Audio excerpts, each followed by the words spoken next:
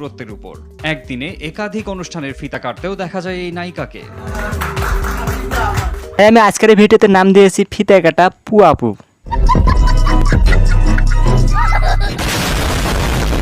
Hello বন্ধুরা, আসসালামু আলাইকুম। বন্ধুরা, ভিডিওর শুরুতে আপনারা বুঝতে পারছেন আজকের ভিডিওতে এক পু আপাকে নিয়ে কথা বলবো। মানে আজকের ভিডিওটা সম্পূর্ণ দেখলে সেটা আপনারা বুঝতে পারবেন। হ্যাঁ ভাই, ঠিক আছে। বন্ধুরা, আগে আমরা জানতাম দেশে কোনো কিছু উদ্বোধন করলে সেখানে হাজির হতো আমাদের কোটার এমপি সাকিব আল হাসান। খেলা বন্ধ দিয়ে হোক কিংবা খেলার সময় পানু বিরতিতে হোক, একটু সময় পেলে শোরুম উদ্বোধন করতে যেতেন আমাদের সাকিব আল হাসান। সো এই ফিতা কাটার দিক দিয়ে দেশের নাম্বার 1 সৌরভ আল হাসান, এটা আমরা সবাই জানি। কিন্তু গাইস, সৌরভ আল হাসানের পরে যদি ফিতা কাটারের দ্বিতীয় স্থান কেউ দখল করে থাকে, সেটা হচ্ছে আমাদের সকলের প্রিয় পু আপু। আমি আজকের ভিডিওতে নাম দিয়েছি ফিতা কাটা পু আপু। আমি আসছি আপনাদের প্রিয় শহর সিলেটে। তবে গাছ আমাদের এই পু আপু এখনো দেখতে কিন্তু সেই সুন্দর। আচ্ছা আচ্ছা আচ্ছা, আমি সুন্দর, আমার মন সুন্দর। আমাদের এই পু আপু যে ড্রেসেই পরুক না কেন, সেই ড্রেসেই দেখতে যেন সুন্দর লাগে।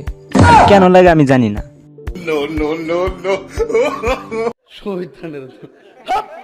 তবে গাছে পু আপুর আজকের ড্রেসটা কিন্তু অনেক সুন্দর, দেখতে খুব ভালো লাগছে, যেটা আপনাদের দুইটা চোখ দিয়ে দেখতে পাচ্ছেন। কি মানুষ রে বাবা। এখানে কিছু করার নেই আপি, আমার ফলোয়ার্সটা এমনই। কি নিয়ে ব্যস্ততা যাচ্ছে এখন? এটা কেমন প্রশ্ন করলো রে ভাই এই অফিস থেকে? আমাদের পু আপু কিসে ব্যস্ত থাকেন আসলে, এটা কি জানেন না? জানি না। আমাদের পু আপু ফিতা কাটা নিয়ে ব্যস্ত থাকেন, আর কিসে ব্যস্ত থাকবেন? Thank you.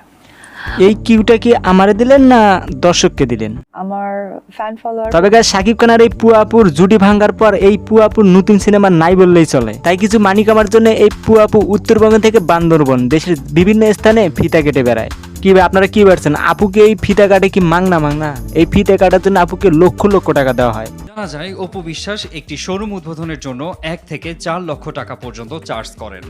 তোমার কোনো অসুবিধা আছে? তাতে আমাদের কোনো ক্ষতি নেই। এই পু আপুর একটা জায়গায় ক্ষতি, সেটা তিনি মনে প্রাণে কি যেন একটা ধারণ করেন। আপু বলেন কি সেটা? আমি মনে প্রাণে ধারণ করি, লালন করি আওয়ামী লীগকে।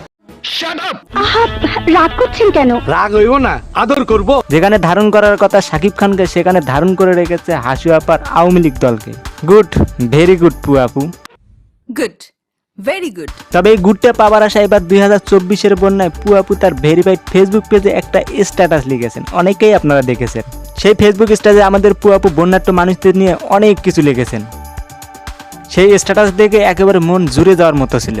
কিন্তু সেই স্ট্যাটাসে একটা জায়গায় আমাদের পু আপু কট খেয়ে যায় দর্শকের কাছে। আমাদের পু আপু বন্যাট্য বাচ্চাদের মাঝে নাকি নিজের সন্তান জয়কে খুঁজে পান। সেই সকল বন্যাট্য অসহায় বাচ্চাদের কাছে পু আপুর মনটা যেতে একেবারে ছটফট করতে থাকে। কিন্তু কিছু করার নাই, একমাত্র ছেলে জয়কে রেখে পু আপু আসলে কোনোটাই যেতে পারেন না। কি আমাদের পু আপি, তাই তো? হ্যাঁ। তাহলে আমাদের পু আপু একমাত্র ছেলে জয়কে রেখে একদিনে এতগুলো ফিতা কেমনে কাটতেন? এটা কোনো কথা? হাসতেছেন আপু, হাইসেন না। আমরা বাঙালিরা কিন্তু এত আর বোকা নেই, আমরা বাঙালিরা অনেক চালাক হয়ে গেছি। তাই বলি, যা কিছু করবেন একটু ভাইবা চিন্তা করেন।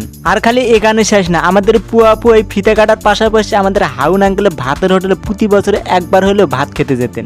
আমাদের নায়ক সাকিব খানের সাথে পু আপুর বিচ্ছেদ হওয়ার পর থেকে কিন্তু আওয়ামী লীগ নেতাদের সাথে ভালো একটা সম্পর্ক গড়ে উঠেছিল আমাদের এই পু আপুর।